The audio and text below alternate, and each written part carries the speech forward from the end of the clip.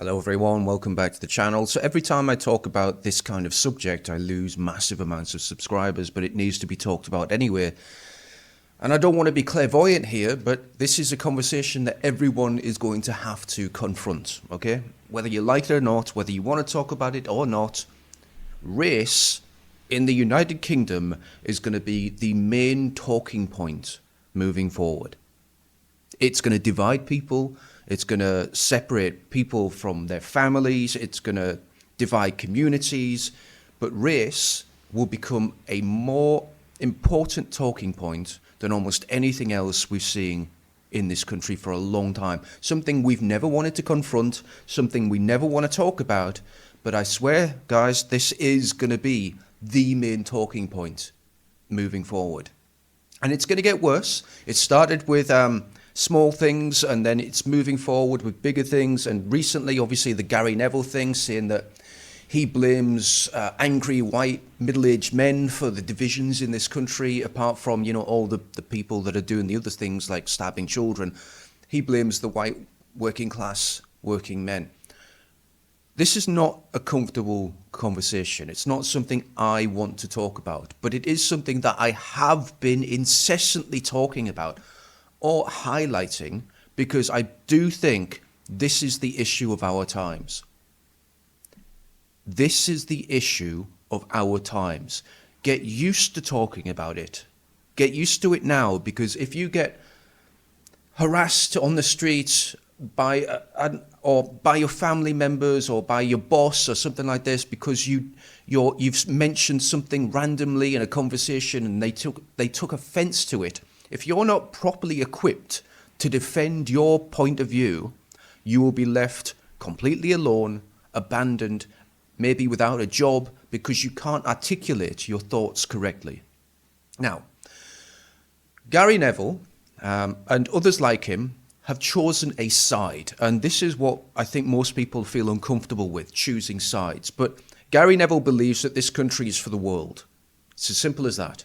It's for the whole world. The whole world can come here, say that they're British, English, whatever, and you have to accept that, otherwise you're a bad person. It's as simple as that. In Gary Neville's view, in these people that think like him, the left, the ones that are going in the streets, protesting with the Palestine flags, all of them think the same thing. This country is not yours, it is the world's country. Any person from around the world can come here, say they're British, say they're English, and suddenly you have to treat them equally. Doesn't matter who they are, doesn't matter what their character is, doesn't matter what their IQ level is, doesn't matter whether they're actually useful citizens or just sitting on the dole. It doesn't matter, they're just as British as you. And that's the side that they're choosing. I am choosing the other side, along with many other people that say that actually this country is ours. In England, it's for the English, in Scotland, it's for the Scottish, etc., etc.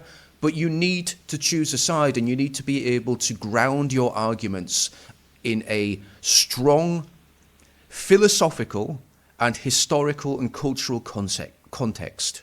If you can't do that, you will immediately lose the argument. And you'll see this right here, right with this conversation between two people on TalkSport who are talking around the subject of race without actually addressing it directly. But you'll see exactly what I'm talking about here. And it's a frustrating watch. I'm determined to throw this to you, especially now we know that 3 men were arrested after Salford City's game against Oldham Athletic. That it was disrupted by pitch invaders carrying England flags in a protest against the co-owner Gary Neville. Yeah. Greater Manchester Police. So listen to what he just said. It is a protest against the owner. Now, he changes that framing many, many times during this conversation between his co-host. But he just admitted that there. This is a protest against the owner, Gary Neville. It's confirmed that 3 men have been arrested on suspicion of entering the field of play, which falls under the Football Offences Act. Now, we remember... Don't you just love a foreign guy tackling an Englishman flying an England flag? I just love that. That's great optics. What a wonderful fucking country. Of course, the same Gary Neville said earlier this month that Union flags were being used in a, quote, negative fashion. and criticised what he described as angry middle-aged white men for creating division. The individual involved here entered the pitch holding England flags during Salford's 1-0 League Two win over Oldham on Saturday. One attempted to plant a flag a la Souness all these years ago in the centre circle. So, has Gary Neville been proven right?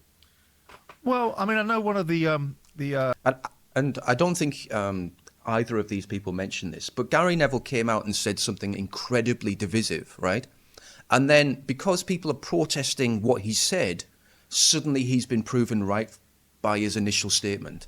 It's like saying all Muslims are okay, well, I probably shouldn't say this right now. The channel's not doing very well and YouTube's got the eye of Sauron on me. It's probably like saying all Smurfs are terrible, terrible blue people, right?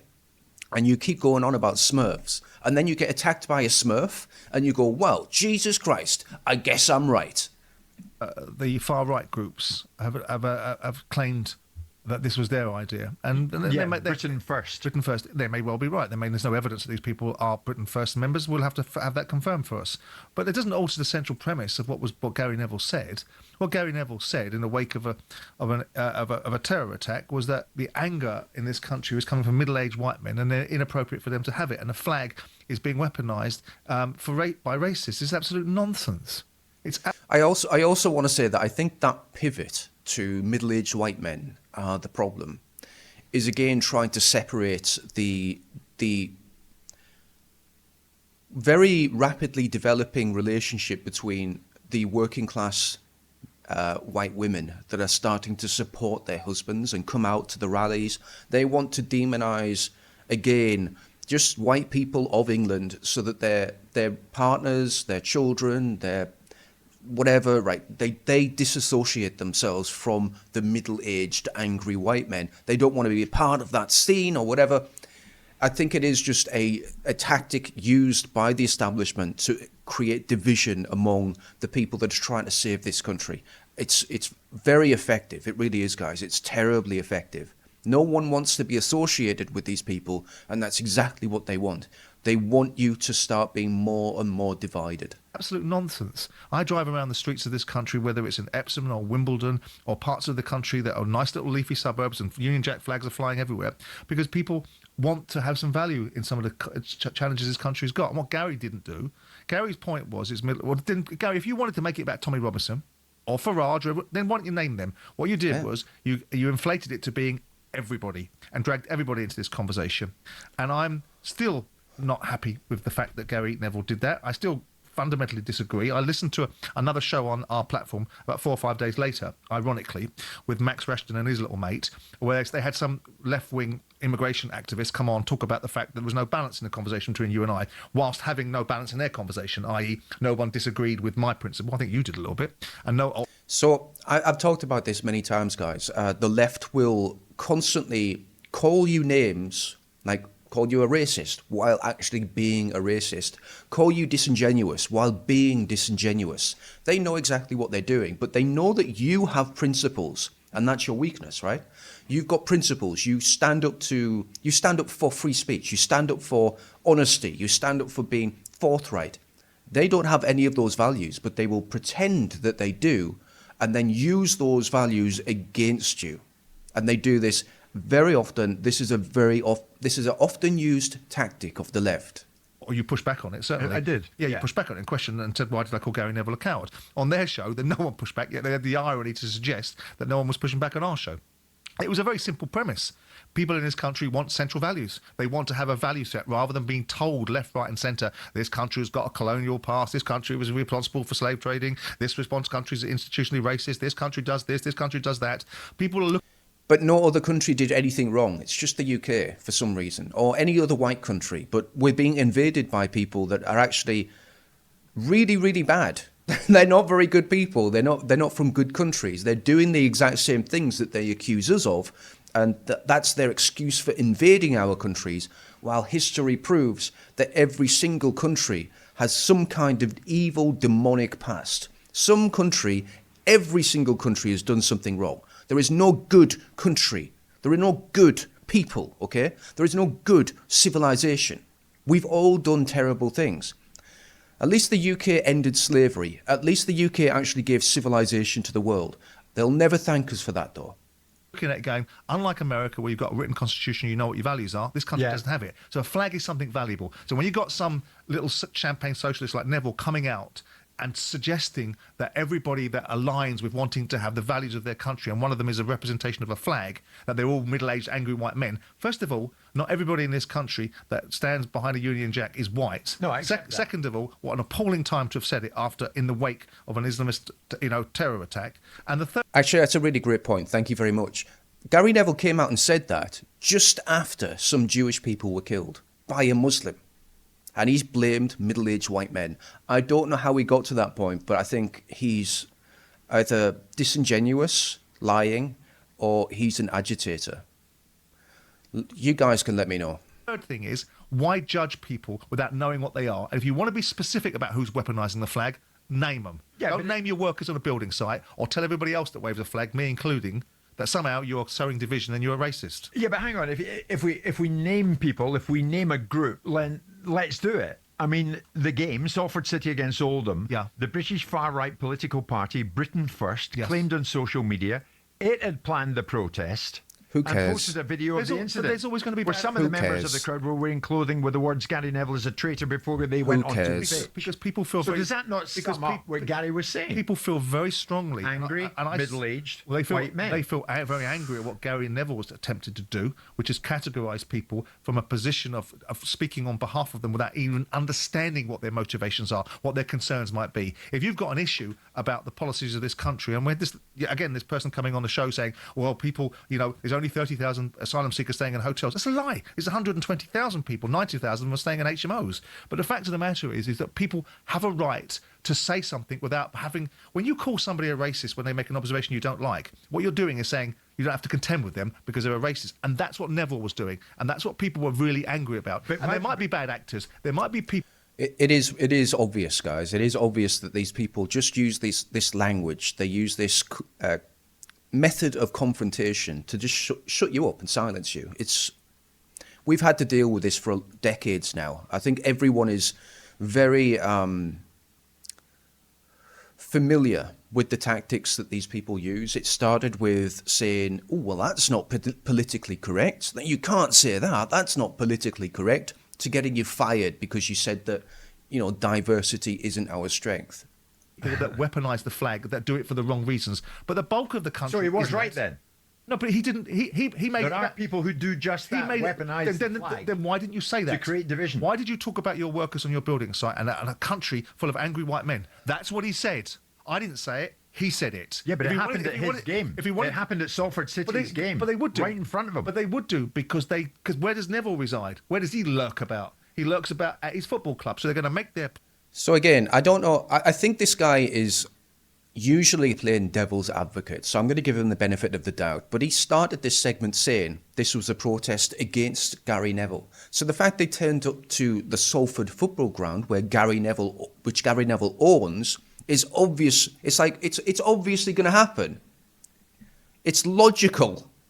A moron would be able to figure that out. So when he's saying, well, these people turning up proves Gary Neville's point, no, it's because they're protesting Gary Neville. They're not protesting some nebulous racist term that these guys want to latch onto. They're protesting Gary Neville. But because they're protesting Gary Neville can now turn around and say, well, I was right all along. They are the middle-aged, angry white men after all, right? Point with him, and to suggest that we know this factually, it might be right. The probability is it was sanctioned by or engineered by Britain's First and whatever they stand for. Britain First. Stand for, right? Yeah. The fact of the matter is that doesn't mean that what Gary Neville said was right. It doesn't mean that Gary Neville's observations were right. The people that lean towards Gary Neville's persuasion of thinking will think he was right. But the fact is, unless you understand why people do things, you don't have the right to just unilaterally call people racists or misogynists because you don't like what they have to say. I agree with you. But it does show there was an element of truth in what Gary had said. Why? Because the far-right political party, Britain First, said that was us. Well, on social media, Who cares? They said Who cares? that was our moment. That was our planned protest. And in this instance, you might be right. But and they even posted a video of the incident. Who cares? What what does that have? What meaning does that have on any of this debate? The fact that a group claimed that they were protesting Gary Neville. What is the significance of that? There is zero significance in the cultural zeitgeist to say that a party claimed responsibility for protesting against the words of Gary Neville. That doesn't prove anything to anyone, and I don't understand this line of questioning. Well, I'm sure they would, because they like. What was the purpose of it? They like the association. I don't know. I can't speak to the mind of the people that did it. Right. What I can say is the central theme is there's always bad actors. There's always bad form in every equation. The conflation of the argument that Gary Neville put forward was appallingly timed, ignorant and arrogant in its assertion, and it categorised the whole swathe of people in this country, a bit like Keir Starmer did last summer, in a way that's not just, not fair, not representative, and disavows them of the right to say, we don't like certain things in our country, we like to have central principles, people coming to this country, living in this country, should respect the values of this country, and we better start defining them soon, otherwise we won't have much of a country left. Anyway, Yes! The three involved were arrested, and Salford won the League Two game against Oldham by a single goal to nil.